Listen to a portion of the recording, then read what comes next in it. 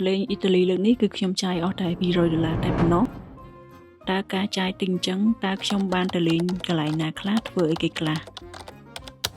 ស្ដីពុកម៉ែបងប្អូនថ្ងៃនេះខ្ញុំអាចចេញទៅខេត្តមួយដែលមានឈ្មោះថា Cantanis ក្រុង Cantanis គឺជាទីក្រុងធំទី2នៅកោះស៊ីស៊ីលីនិងជាទីក្រុងធំទី10នៅប្រទេសអ៊ីតាលី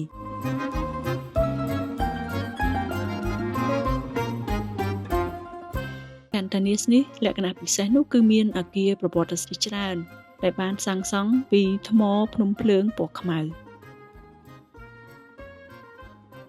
ក្រុងនេះគឺស្ថិតនៅជើងភ្នំភ្លើងអេតណាដែលជាភ្នំភ្លើងដែលនៅតែផ្ទុះធំជាងគេនៅទ្វីបអឺរ៉ុបការជិះយន្តហោះនេះគឺហោះចេញពីប្រាកដែលមានរយៈពេល2ម៉ោងកន្លះ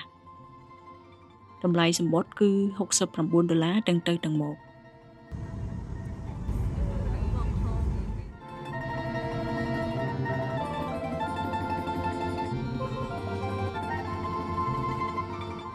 ពេលនេះខ្ញុំដើរចេញពីព្រលានយន្តហោះចេញទៅខាងក្រៅឥ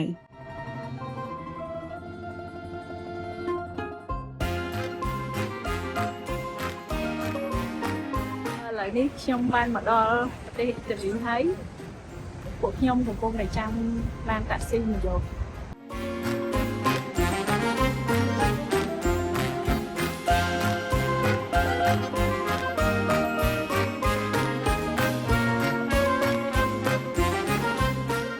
ឥឡូវនេះយើងបានមកដល់បន្ទប់គេងហើយបងប្អូនឃើញបង្វិលលេងអញ្ចឹងគឺបង្វិលដោះលេខកូដដើម្បីយកសោបន្ទប់ពេលនេះបងប្អូនអាចមើលបន្ទប់ស្នាក់នៅរយៈពេល2យប់នេះហើយអស់តែ$44តែប៉ុណ្ណោះ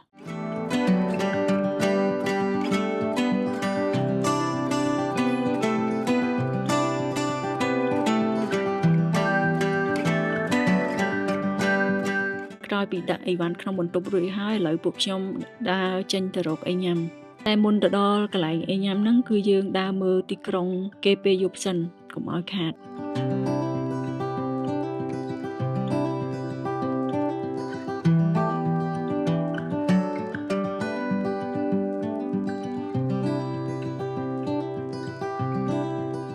ឥឡូវនេះពួកយើងបានមកដល់ហាងហើយសម្រាប់ហាងនេះផងដែរខ្ញុំឲ្យ rate 9 លើ 10 ធម្មតាខ្ញុំអត់សូវចូលចិត្តspaghetti ឬ pasta បែបអ៊ីតាលីនឹងខ្លាំងណាស់ណាទេគ្រឿង pasta ឬក៏ spaghetti ហ្នឹងគឺគេធ្វើថ្មីតែម្ដងទាំងគ្រឿងផ្សំទាំងសាច់ទាំងបន្លែពីថ្ងៃដែលខ្ញុំញ៉ាំអាហារនៅទីនេះគឺខ្ញុំចំណាយអស់$40ថ្ងៃទី2យើងមានពេលពេញមួយថ្ងៃសម្រាប់ដើរលេងបងប្អូនអាចជួយមើលឃើញទង់ជាតិខ្មែរយើងអត់មុនចាប់ដើមដើរលេងហើយយើងក៏ចូលហាងកាហ្វេអ៊ីតាលី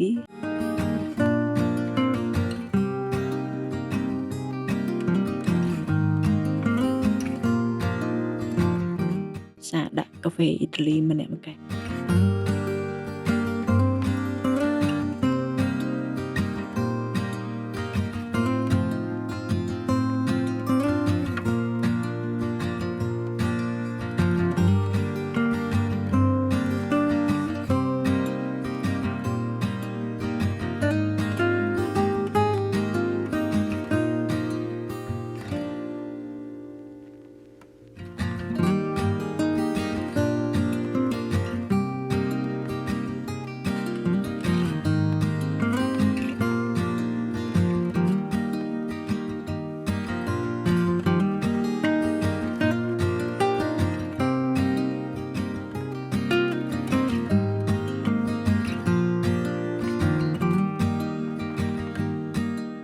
រូបសំណាកសត្វដំរីនេះគឺធ្វើពីថ្មភ្នំភ្លើងវាបានคล้ายទៅជារូបតំណាងសម្រាប់ទីក្រុងនេះ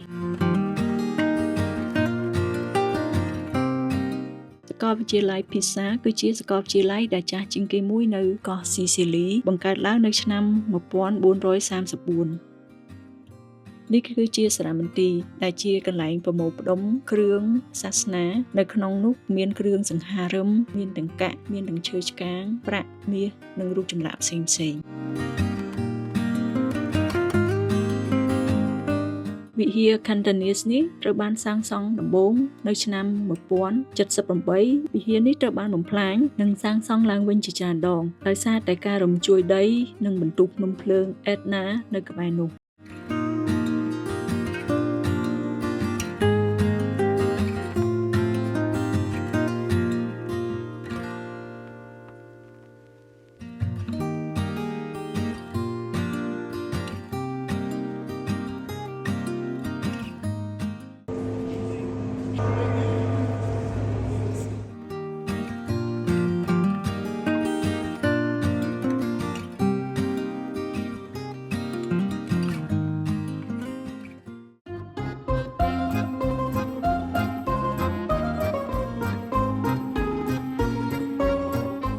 យើងនៅខ្មែរយើងតែនិយាយថាឡូឡាដោយសារត្រី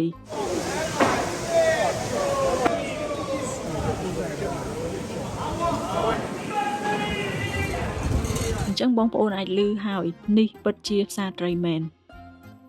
នៅទីនេះគេលក់ត្រីស្រស់ៗគ្រឿងសមុទ្រស្រស់ៗបន្លែគ្រឿងទេសគ្រប់ប្រភេទ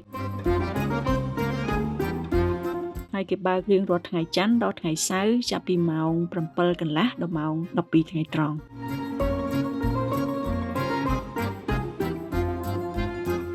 ចឹងតោះអាចមកមើលសកម្មភាពនៅក្នុងផ្សារត្រីនេះទាំងមូល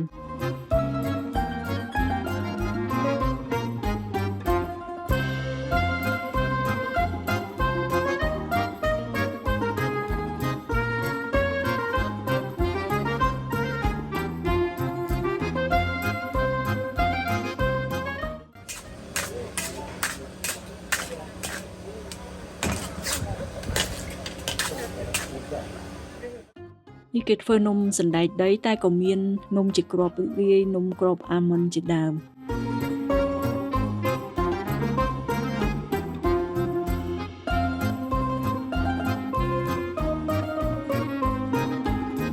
ខ្ញុំសាកទិញញ៉ាំមួយដុំហើយមួយដុំហ្នឹងគឺតម្លៃ$5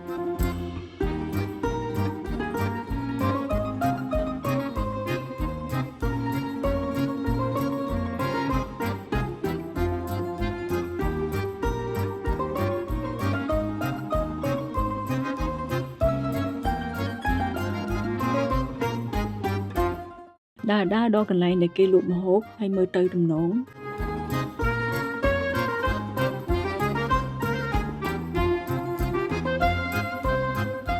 អញ្ចឹងខ្ញុំសាកទិញកូនត្រីបំពងហើយមួយចាននេះគឺ$5ឥ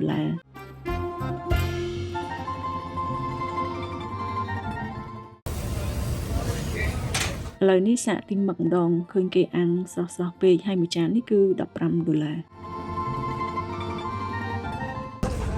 ចាញ់ឃើញ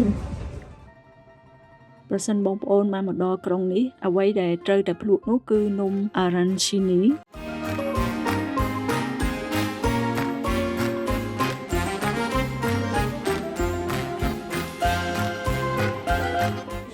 មានដលងមានជីសមានការ៉ុតនំនេះប្រសិនបើអ្នកទាំងអស់គ្នាទិញនៅតំបន់ទេសចរគឺគេលក់តម្លៃ$3តែខ្ញុំទិញនៅម្ដុំកន្លែងដែលខ្ញុំសាក់នៅហ្នឹងគឺតែ$1.5កន្លះតែប៉ុណ្ណោះ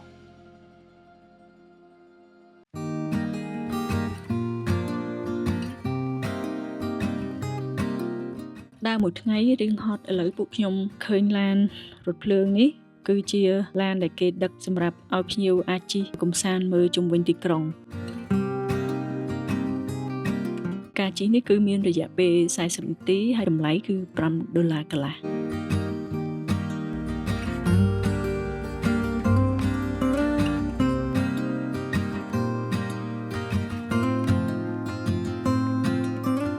នេះគឺជារូបសំណាក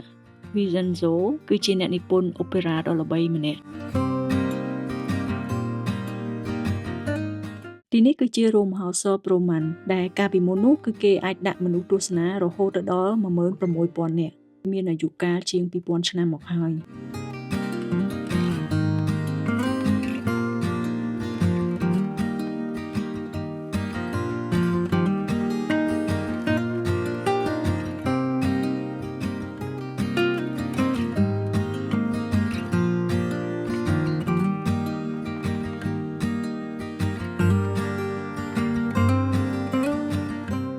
នេះគឺជាប្រាសាទ Ujino ត្រូវបានសាងសង់រវាងឆ្នាំ 1239 និងឆ្នាំ 2050 វាគឺជាប្រាសាទមួយនៅក្នុងចំណោមប្រាសាទរាជវង្ស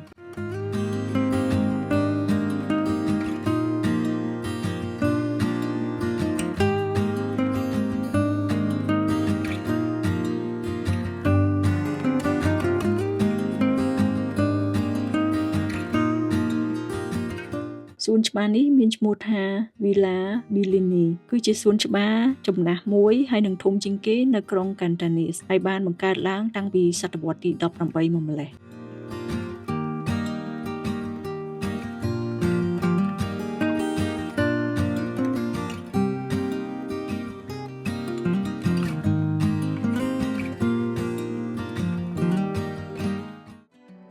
នៅទីនេះសម្បូរដោយម៉ាតដែលគេបើក 24 ម៉ោង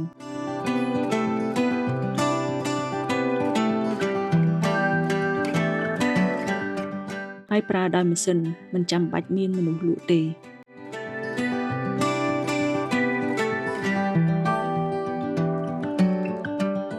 អ្នកអាចបង់ប្រាក់ជាកាតជាលុយសុទ្ធឬជាកាក់ក៏បានដែរ